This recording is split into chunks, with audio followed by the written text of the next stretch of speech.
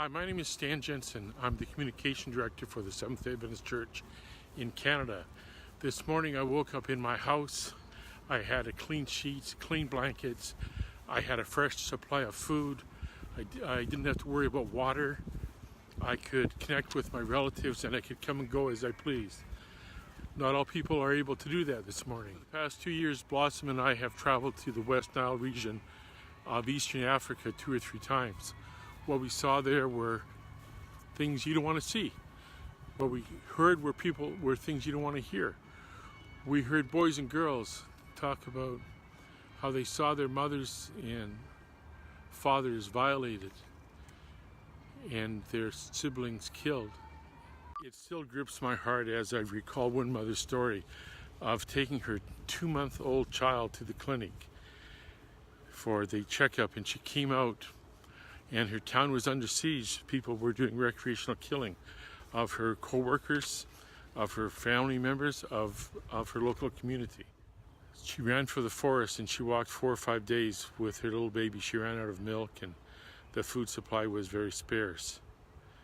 All the while she prayed that God would forgive her and that God would protect the 4 children she had left behind, and that she feared that they would think that their mother abandoned them. Shortly after she landed at a safe village, she saw her husband and her 4 children showed up. God had answered her prayers. And thanks to ADRA, there was now a food supply and there were some staples. ADRA helped them to get resettled. They gave them a tent and some cooking utilities. Not much, but when that is what you need, that is what ADRA gave them. In other camps in Uganda, we saw an organized team providing food, providing latrines, providing basic education, helping them to get resettled as much as they could into one of the worst situations anybody could ever fear in their life, anybody could ever have in their life. ADRA is one of those organizations that make us proud of our church. More importantly, we saw that they had hope because there were people that cared and people were providing for their basic needs.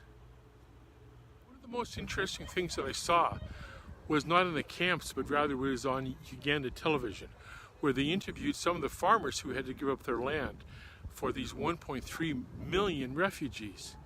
And they were asked about it because they're not going to get the land back, if they get it back, for 20 or 25 years.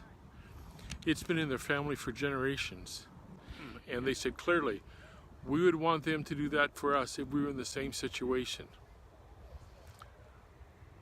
We can learn a lot from them. We can learn a lot.